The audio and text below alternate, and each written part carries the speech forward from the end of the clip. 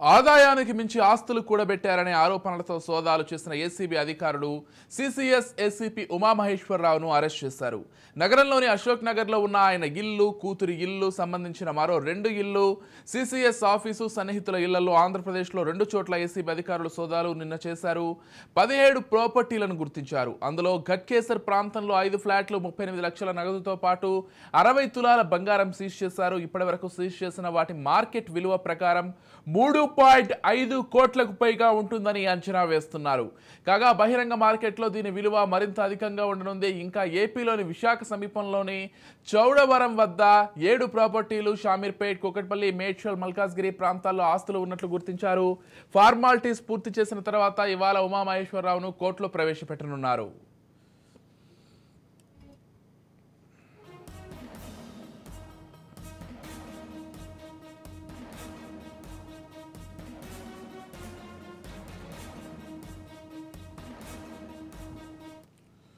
షామీర్పేటలో ఖరీదైన విల్లాను గుర్తించారు ఏసీబీ అధికారులు. అలాగే 2 బ్యాంక్ లాకర్లు ఉన్నట్లు తేల్చారు. వాటిని ఇంకా ఓపెన్ చేయాల్సి ఉంది. ఏసీపీ వ్యవహారంపై తీగలాగితే డొంకంతా కదులుతోంది. దర్యాప్తు ముగిసే వరకు ఈ ఆస్తులు అమాంతంగా పెరిగే ఛాన్స్ ఉందని అధికారులు అంచనా.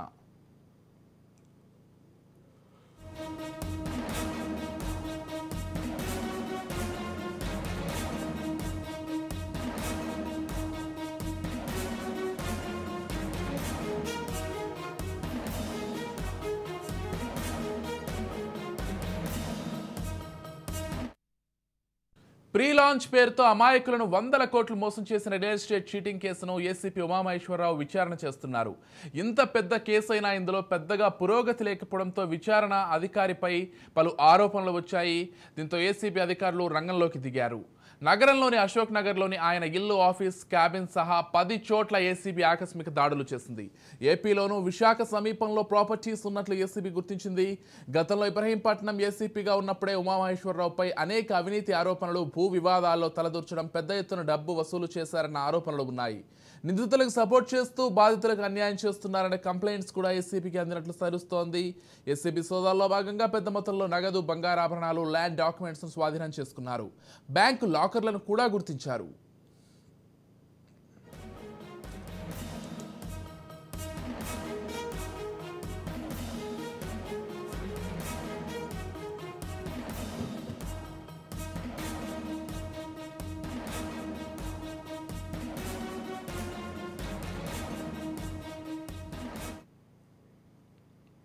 ఆదాయానికి మించి ఆస్తులు కూడబెట్టారనే ఆరోపణలతో సోదాలు చేసిన ఏసీబీ అధికారులు సిసిఎస్ ఏసీపీ ఉమామహేశ్వరరావును అయితే అరెస్ట్ చేశారు. ఎట్టకేలకు నగరంలోని అశోక్ నగర్లో ఆయన ఇల్లు, కూతురు ఇల్లు సంబంధించిన మరో 2 ఇల్లు, సిసిఎస్ ఆఫీసు, సన్నిహితుల ఇళ్లలో, దాంతోపాటుగా అటు ఆంధ్రప్రదేశ్లో కూడా 2 చోట్ల ఏసీబీ అధికారులు అయితే సోదాలు నిర్వహించారు.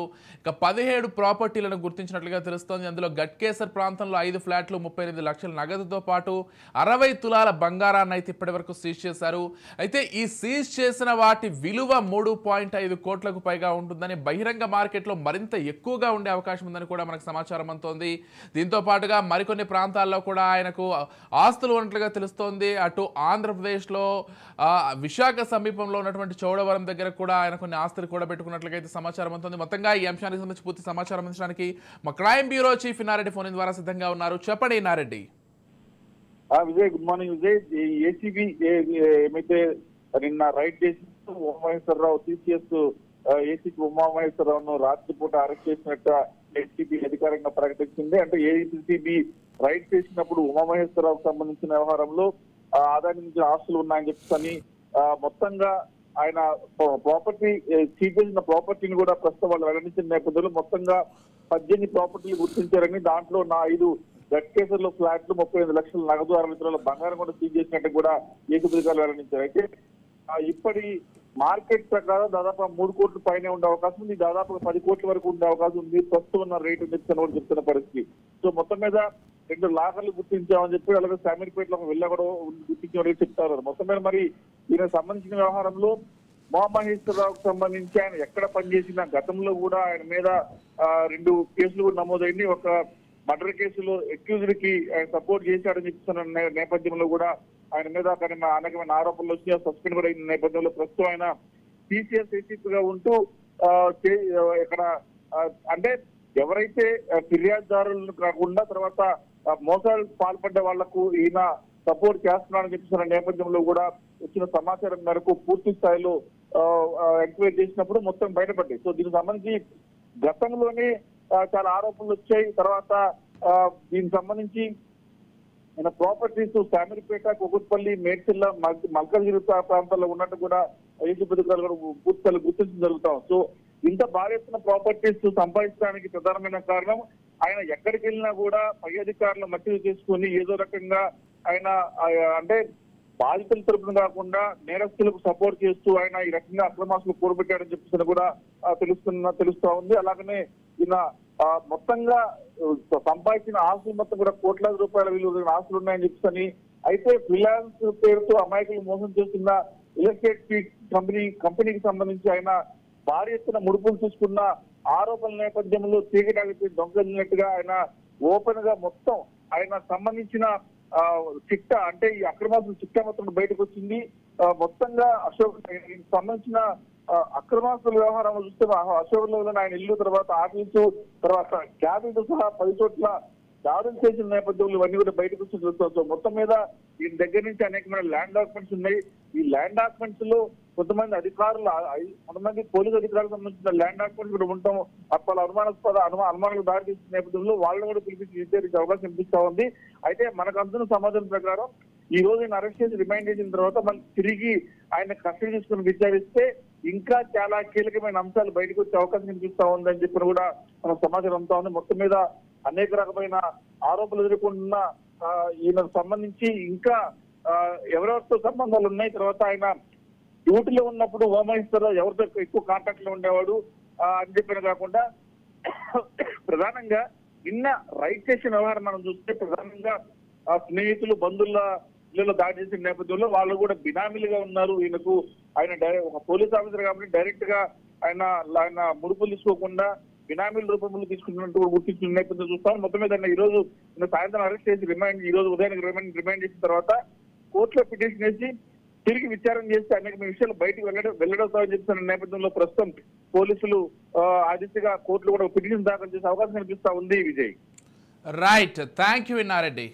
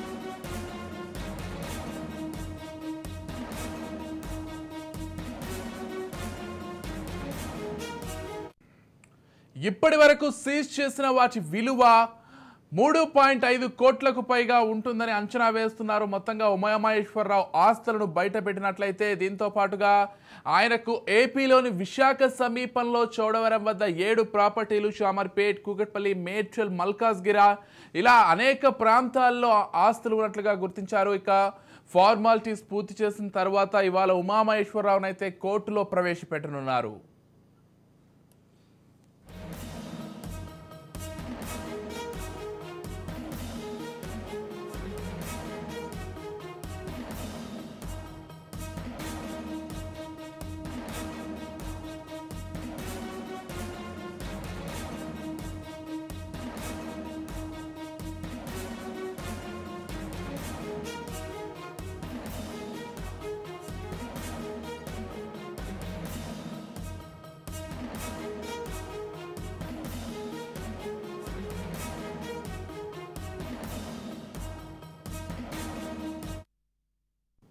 షామీర్పేటలో ఖరీదైన విల్లానైతే గుర్తించారు ఏసీబీ అధికారులు. అలాగే 2 బ్యాంక్ లాకర్లు ఉన్నట్లుగా కూడా తేల్చారు.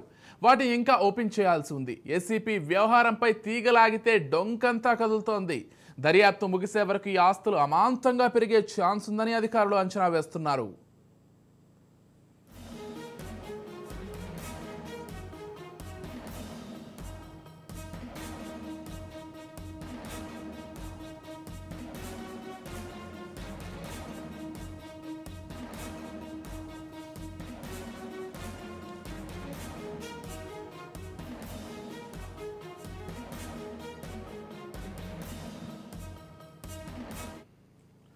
ప్రీ లాంచ్ పేరుతో అమాయకులను 100 కోట్లు మోసం చేసిన రియల్ ఎస్టేట్ చీటింగ్ కేసును ఏసీపీ ఉమామహేశ్వరరావుపై విచారణ చేస్తున్నారు.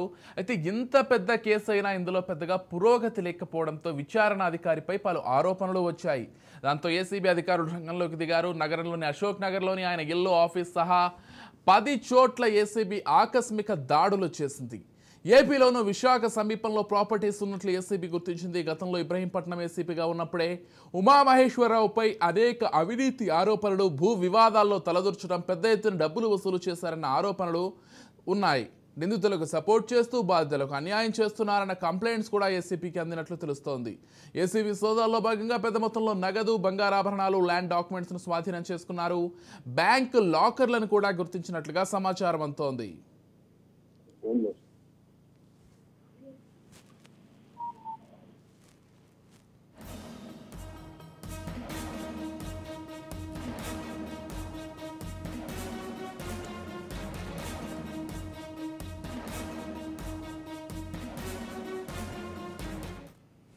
ఆదాయానికి మించి ఆస్తులు కూడబెట్టారనే ఆరోపణలతో సోదాలు చేసిన ఏసీబీ అధికారులు సిసిఎస్ ఏసీపీ ఉమామహేశ్వరరావును అరెస్ట్ చేశారు.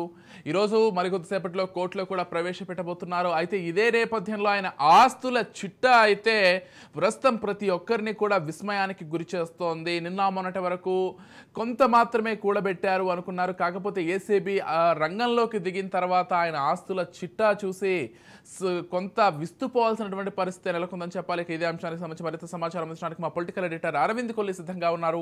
రైట్, చెప్పండి అరవింద్. విజయ్, ఒకవైపు ఏసీబీ దాడుల తర్వాత అరెస్ట్ కి సంబంధించినటువంటి ప్రాసెస్ ముందుకు వెళ్తోంది. మరి కాసేపట్లో మ్యాజిస్ట్రేట్ ముందు ఉమామహేశ్వరరావుని ప్రొడ్యూస్ చేయబోతున్నారు అనేది వాస్తవం. అయితే ఉమామహేశ్వరరావుకి సంబంధించినటువంటి ఆస్తుల చిట్టా మాత్రం నిజంగానే మీరు అన్నట్లుగా విస్మయానికి గురి చేస్తోంది. ఆయనకు సంబంధించిన ఆస్తుల చిట్టాతో పాటు ఆయనకు సంబంధించినటువంటి వ్యవహారాలు, మిగతా అంశాలు కూడా ఇప్పుడు వెలుగులోకి వస్తున్నాయి. గతంలో ఆడిట్స్ ఇన్స్పెక్టర్ గా ఉన్నప్పుడు కొంతమంది ఫిర్యాదుదారులతోటి, అదే సందర్భంలో కొంతమంది తన సబార్డినేట్ స్టాఫ్ తోటి బిహేవ్ చేసినటువంటి బిహేవియర్ కారణంగా సస్పెండ్ అయ్యారంటూ కొన్ని ఒక వార్తలు బయటకు వచ్చినాయి. ఇక ఇక్కడ నుంచి మొదలు పెడితే ప్రతి అంశం కూడా వివాదాస్పదంగానే ఉందని చెప్పక తప్పదు. అయితే ఆస్తులకు సంబంధించినటువంటి వ్యవహారంలో షామీర్పేటలో 5 ప్రాపర్టీస్, మన గట్కేసర్లో 5 ప్రాపర్టీస్ రికగ్నైజ్ చేశారు. రాచకొండ కమిషనరేట్ లో కొంతమంది అధికారులతో ఉన్నటువంటి సాన్నిహిత్యంతో రాచకొండ కమిషనరేట్ పరిధిలో కొన్ని సెటిల్మెంట్లు చేశారు. సెటిల్మెంట్లకు కూడా కారణమయ్యారు అనేటటువంటి వివాదం బయటకు వస్తోంది. మొత్తం మీద ఉమామహేశ్వరరావుకు సంబంధించినటువంటి ప్రతి అంశం కూడా ఈరోజు వివాదాస్పదంగా ఉంది. రియల్ ఎస్టేట్ సెటిల్మెంట్లతో పాటు పలు కేసులకు సంబంధించినటువంటి ఫిర్యాదుదారులతో కూడా డబ్బులు వసూలు చేశారని, ఒకవైపు ఫిర్యాదుదారులతోటి మరోవైపు నిందితులతోటి డబ్బులు వసూలు చేశారనేది కూడా ఆరోపణలు ప్రముఖంగా వినిపిస్తున్నాయి. విజయ్, ఎస్, అంటే ఈరోజు ఆయన కోర్టులో కూడా ప్రవేశపెట్టబోతున్నారు. అయితే ప్రధానంగా అరవింద్ కేసులో చూసుకున్నట్లయితే గతంలో ఏదైతే ఇదే అంశానికి సంబంధించి గతంలో ఒక పోలీసు అధికారి విచారిస్తున్నారో అప్పుడు పెద్దగా విచారణ జరపలేదు, కొంత కాంప్రమైజ్ అయ్యారన్నటువంటి నేపథ్యంలో ఏసీబీ రంగంలోకి దిగడం.